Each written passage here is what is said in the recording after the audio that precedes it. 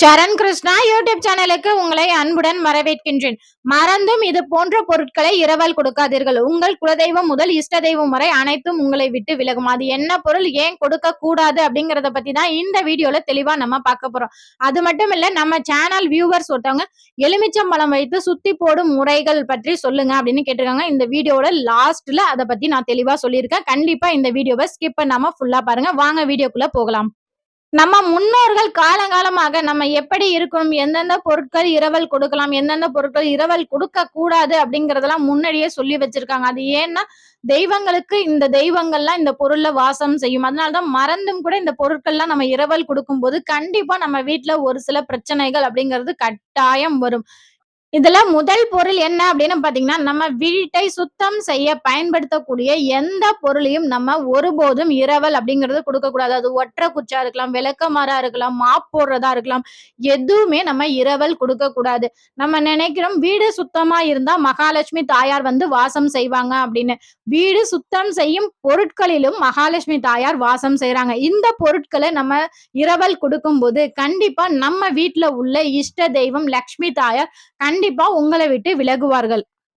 அது மட்டும் இல்ல, வீட்டை சுத்தம் செய்யக்கூடிய பொருட்களை அடுத்தவர்கள் கண்ணில் படும்படி வாசலுக்கு எதிர்ப்புறமாக ஒருபோதும் வைக்கக்கூடாது. விளக்கமாறு கூட நம்ம அடிக்கடி கால் படுற இடத்துல வைக்கக்கூடாது. அதுக்காக தனியா ஒரு ஓரமாக வைக்கும்போது கண்டிப்பா உங்க வீட்டுல மகாலட்சுமி தாயார் விரும்பி வந்து வாசம் செய்வாங்க. இரண்டாவதாக, உங்க வீட்டுக்கு நீங்க பூஜைக்கு பயன்படுத்தக்கூடிய எந்த பொருளையும் இரவல் கொடுக்கவே கூடாது. அது விளக்குன்னு இல்ல, எந்த பொருளுமே சரி, உங்க பூஜைக்கு ஒரு தடவை நீங்க பயன்படுத்திட்டு நீங்க அடுத்த முறை நாங்க சும்மா தாங்க வச்சிருந்தோம், அதனாலதான் நாங்க கொடுத்தோம் அப்படிங்கிற பேச்சுக்கே இடம் இருக்கக்கூடாது. ஒரு முறை கூட நீங்க வீட்டுல பூஜைக்காக பயன்படுத்திய எந்த பொருளையும் இரவல் கொடுக்கும்போது கண்டிப்பா உங்க வீட்டுல உள்ள நிம்மதி அப்படிங்கிறது இருக்கவே இருக்காது. ஒரு பிரச்சனை அப்படிங்கிறது வந்துகிட்டே இருக்கும். இவ்வளவு நாள் இல்லாத பிரச்சனை கூட திடீர்னு சண்டைகள் வர்றதா இருக்கட்டும், திடீர்னு பண கஷ்டம் அப்படிங்கிறது வரும். அதனால ஒருபோதும் உங்கள் பூஜை பொருட்களை, அது மண் அகல் விளக்கா இருந்தா கூட அதை நீங்க இரவல் கொடுக்க கூடாது. என்னங்க இப்படிலாம் சொல்றீங்க? இப்படிலாம் சொன்னீங்கன்னா எங்க சொந்தக்காரங்க என்ன நினைப்பாங்க எங்கள பத்தி? உங்கள்ட்ட இருக்கு தரமாட்டாங்க அப்படின்னு சொல்றாங்களே. சொந்தங்களும் இருக்கட்டும், இல்ல மத்தவங்களா இருக்கட்டும், நீங்க குடுக்குற வரைக்கும் எல்லாரும் நல்லவங்கன்னு சொல்லுவாங்க. ஒரு முறை நீங்க இல்ல அப்படின்னா தான் அவங்களோட சுயரூபம் என்ன அப்படிங்கிறது உங்களுக்கு தெரியும். நீங்க ஒருத்தவங்கள்ட்ட இல்ல அப்படின்னு சொன்னீங்க அப்படின்னா, அவங்க எதனால இல்லன்னு சொல்றாங்க? ஒருவேளை இதெல்லாம் அவங்களுக்கு குடுக்க விருப்பம் இல்லையோ அப்படின்னு நினைக்கிறது தான் உண்மையான சொந்தம். அத விட்டுட்டு, இவ என்னப்பா இப்படிலாம் செய்றா? இவ பெருசா ரொம்ப தான் இது பண்றா அப்படின்னு சொல்லி உங்கள பத்தியே அவங்க புறம் பேசுனாங்க அப்படின்னா, அவங்க உங்களுக்கு உண்மையான சொந்தமே இல்ல அப்படிங்கிறத நீங்க மனசுல வச்சுக்கோங்க. 3வது பொருள், கூர்மையான எந்த ஒரு பொருட்களையும் பொழுது போயும் பகல்லையும் சரி நம்ம தானமாகவோ அல்லது இரவலாகவோ கொடுக்கவே கூடாது. அது சின்ன ஊசியா இருக்கலாம், இல்ல கத்தரிக்கோல், அருவாமனை இது போன்ற எந்த பொருளையும் ஒருபோதும் நீங்க இரவல் கொடுக்கவே கூடாது. அது மட்டும் இல்ல, நிலைவாசல தாண்டி நீங்க எப்போது அடுத்தவங்களுக்கு எந்த பொருள், ஒரு சின்ன பொருள் நீங்க குடுக்கிறதா இருந்தாலும் சரி, நிலைவாசலுக்கு வெளிய போய் குடுங்க. இல்ல அவங்கள உள்ள அழைச்சு குடுங்க. நீங்க ஒரு பக்கம், அவங்க ஒரு பக்கம், நிலைவாசலுக்கு நடுவுல இது போல செய்யும்போது கண்டிப்பா உங்கள விட்டு குலதெய்வம் அப்படிங்கிறது விலகும். நிலைவாசலுக்கு மரியாதை குடுக்க குடுக்க கண்டிப்பா உங்க குலதெய்வம் உங்களுக்கு காவலாக இருக்கும். உங்க வீட்ல விரும்பி வந்து வாசம் செய்யும். பால், தயிர் இது போன்ற பொருட்களையும் நம்ம இரவல் கொடுக்கக் கூடாது. ஒரு சிலர் கேட்கலாம், என்னங்க ஒரு குழந்தை அழுவுது, அதுக்கு போய் பால் குடுக்கறதெல்லாம் தப்பாயிருமா? இதனால தெய்வங்கள் வந்து விட்டு விலகிருமா? இப்படி குடுக்கலைன்னா தானே தெய்வம் விலகும் நம்மள விட்டு அப்படின்னு கேட்டீங்கன்னா, எந்த குழந்தை அழுகின்றதோ அந்த குழந்தைய உங்க வீட்டுக்கு அழைச்சிட்டு வந்து தாராளமாக 1 கிளாஸ் என்ன 2 கிளாஸ் கூட பால் குடுங்க. அந்த குழந்தையை வயிறு நிரப்புவது உங்களுக்கு அனைத்து தெய்வங்களின் ஆசீர்வாதத்தையும் பெற்று தரும். அத விட்டுட்டு, "1 கிளாஸ் பால் நான் இன்னைக்கு வாங்கிட்டு போறேன்ப்பா. நாளைக்கு காலையில இதே 1 கிளாஸ் பால் நான் திருப்பி தந்துடுறேன்." அப்படின்னு சொல்லி கடனாகவோ, இரவலாக வாங்கிட்டு போறாங்க பார்த்தீங்களா? அதுதான் தவறு. அப்படி ஒருபோதும் செய்யவே செய்யாதீங்க. அதேபோல உங்களுடைய தங்க நகைகளை ஒருபோதும் இரவல் அப்படிங்கிறது குடுக்கக் கூடாது. அது ஏன் அப்படின்னு பார்த்தீங்கன்னா, யாரு இரவல் வாங்குவா நகைய?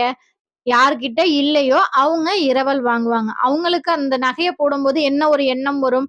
அப்பா இந்த மாரி நகைலாம் நம்ம கிட்ட இருந்தா எவ்ளோ நல்லா இருக்கும். எப்பா இதெல்லாம் எப்பதான் நமக்கு சேரப்போதோ? அப்படின்னு ஒரு பெருமூச்சு விட்டு அத போட்டு பார்த்துட்டு திருப்பி உங்கள்ட்ட குடுத்தாங்கன்னு வச்சுக்கோங்களேன், அந்த எண்ணங்களே உங்க நகைக்கு திஷ்டியாக மாறும். அந்த நகை உங்க வீட்ல ரொம்ப நாள் இருக்காது. சீக்கிரமே அடகு போயிரும், இல்ல மூழ்கி போயிரும், இல்ல தொலைஞ்சு போயிரும். அது அவங்களோட குறைன்னு சொல்ல முடியாது. அது அவங்களோட ஏக்கம். அந்த எதிர்மறை எண்ணங்கள் உங்க நகையை பாதிக்கும். அது உங்களுக்கு தான் கஷ்டத்தை கொடுக்கும். அதனால ஒருபோதும் நீங்கள் பயன்படுத்திய நகையை இரவல் கொடுக்காதீர்கள். கண்டிப்பா இப்ப உங்களுக்கு தெரிஞ்சிருக்கும். எந்தெந்த பொருட்கள் இரவல் வாங்கினா, இரவல் நம்ம குடுத்தா, நமக்கு கஷ்டம் வரும் அப்படிங்கிறது கண்டிப்பா நீங்க தெரிஞ்சிருப்பீங்க. இப்ப எலுமிச்சம் பழம் வைத்து, முறையாக வீட்டை சுற்றி போடும் முறை, நம்ம பூஜை அறைக்கு எப்படி திஷ்டி எடுப்பது, குழந்தைங்களுக்கு எப்படி திஷ்டி எடுக்கிறது அப்படிங்கிறத பார்த்துருவோம்.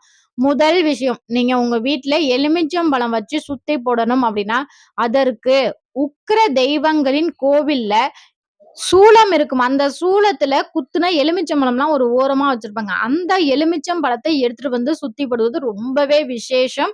ரொம்ப சக்தி வாய்ந்த விஷயமா உங்க வீட்டுக்கு இருக்கும். கண்டிப்பா கண் திஷ்டி அப்படிங்கிறது இருக்கவே இருக்காது உங்க வீட்ல.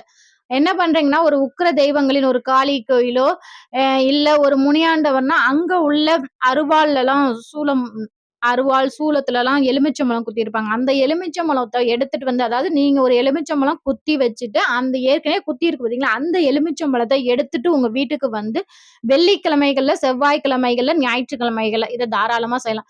என்ன பண்ணணும்னா, அத 4 பக்கமும் கீறி குங்குமம் வைக்கலாம். இல்லங்க எங்க வீட்ல வந்து அதிக சண்டைகள் வருது. குழந்தைங்களுக்கு அதிகமா ஏதோ ஒரு பிரச்சனை இருக்கிற மாரியே இருக்கு. குழந்தைங்களுக்கு அடிக்கடி உடம்பு சரியாம போகுது அப்படின்னு நினைக்கிறவங்க, அத 4 பக்கம் கீறி விட்டு, அதுல உப்பு, மஞ்சள், குங்குமம் இது 3யும் போட்டுக்கோங்க. இல்லங்க நாங்க சாதாரணமா டிஷ்டி எடுக்க போறோம்னா, குங்குமம் மட்டுமே போதும். உங்க பூஜை அறை கிட்ட நில்லுங்க. கிழக்கு பார்த்தவாறு நில்லுங்க. உங்க வீட்ல யாரு பெரியவங்களோ, அவங்க சுற்றுவது ரொம்பவே சிறப்பு. அவங்க கையில அந்த எலுமிச்சம்பழத்த குடுத்து, வலது புறமாக 3 சுத்து, இடது புறமாக 3 சுத்து. சுத்தி முடித்த பிறகு அந்த பெரியவர் தன்னைத்தானே 3 சுத்து, இடதுபுறமாக 3 சுத்து, வலதுபுறமாக 3 சுத்து சுத்தி எடுத்ததுக்கு அப்புறம், முச்சந்தி 3 சந்துகள் சந்திக்கும் இடத்தில் போய் பிழிஞ்சு விடலாம். இல்லைன்னா உங்க வீட்டு வாசல்ல, நல்ல தெரு வாசல்ல நின்னு, அந்த எலுமிச்சம்பழத்த பிழிஞ்சு 4 பக்கம் கீறி இருக்கும் பார்த்தீங்களா, அத 4 பீஸையும் தனித்தனியா பிச்சு, கிழக்கு பக்கம், மேற்கு, வடக்கு, தெற்கு 4 மூலைகள்லயும் ஒண்ணொண்ணு போட்டுட்டு, உங்க வீட்டுக்குள்ள வர்றதுக்கு முன்னாடியே அது கை, கால் நல்லா சுத்தமா கழுவிட்டு உங்க வீட்டுக்குள்ள வந்துருங்க. அவ்வளவுதான். இதுதான் முறையா டிஸ்டி எடுக்கிறது. அதுவும் கோயில்லேருந்து உக்கிர தெய்வங்க கோவில்லேருந்து இந்த மாரி எலுமிச்சம்பழம் எடுத்துட்டு வந்து சுத்தி போடும்போது, கண்டிப்பா உங்க வீட்ல கண் திஷ்டி, தீய சக்தி எதுவா இருந்தாலும் விலகிவிடும். இல்லங்க எங்க வீட்டுக்கு பக்கத்துல உக்கிர தெய்வங்களோட கோவில்லாம் இல்ல, அப்படிங்கிறவங்க கூட நார்மலா ஒரு எலுமிச்சம்பழம் எடுத்துட்டு வந்து நீங்க இத போல செய்யலாம். உக்கிர தெய்வங்களின் கோவில்ல இருந்து நம்ம எடுத்துட்டு வந்து செய்யும்போது, அது ஒரு நல்ல ஒரு மாற்றம், நல்ல ஒரு அதிர்வலைகள உங்க வீட்ல உடனே உணர முடியும். முடியாத பட்சத்துல நீங்களே எலுமிச்சம்பழம் வாங்கி செய்யும்போது, இப்ப செவ்வாய்க்கிழமை செஞ்சீங்கன்னா, வெள்ளிக்கிழமை, ஞாயிற்றுக்கிழமை தொடர்ந்து வாரத்துல 3 நாளும் செஞ்சு பாருங்க. கண்டிப்பா உங்க வீட்ல ஒரு நல்ல மாற்றம் ஏற்படும். கண்டிப்பா இந்த வீடியோ உங்களுக்கு பயனுள்ளதாக இருக்கும் என்ற நம்பிக்கையில் மற்றொரு வீடியோவில் சந்திக்கிறேன். இந்த வீடியோ உங்களுக்கு பிடிச்சிருந்தா லைக் பண்ணுங்க, ஷேர் பண்ணுங்க, மறக்காம சப்ஸ்கிரைப் பண்ணுங்க. சரண் கிருஷ்ணா யூடியூப் சேனல். நன்றி, வணக்கம். உங்க ஃப்ரெண்ட்ஸ் அண்ட் ஃபேமிலிக்கு இந்த வீடியோ தேவைப்படுது அப்படின்னா, மறக்காம அவங்களுக்கும் ஷேர் பண்ணுங்க. நன்றி, வணக்கம். சரண் கிருஷ்ணா யூடியூப் சேனல்.